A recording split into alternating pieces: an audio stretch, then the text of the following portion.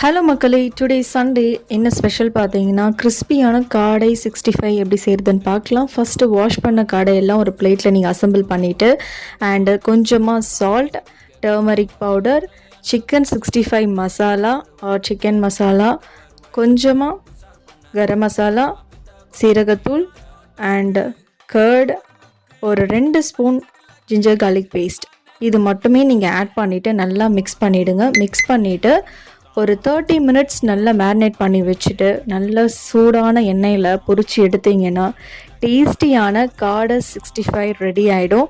இந்த காடை 65க்கு என்ன டிப்ஸ் பார்த்தீங்கன்னா, நல்லா அது மசாலா கூட ஊறணுங்க. அதுக்கு நீங்கள் 1 hour கூட மேரினேட் பண்ணி வைக்கலாம். அண்ட் இந்த மாதிரி கிறிஸ்பியாக பொரிச்சு எடுத்தீங்கன்னா டேஸ்டியாக இருக்கும். அண்ட் இந்த ரெசிபி உங்களுக்கு பிடிச்சிருந்தா மறக்காமல் லைக் பண்ணுங்கள், கமெண்ட் பண்ணுங்கள், two subscribe for more videos மக்களே. தேங்க்ஸ் ஃபார் வாட்சிங்.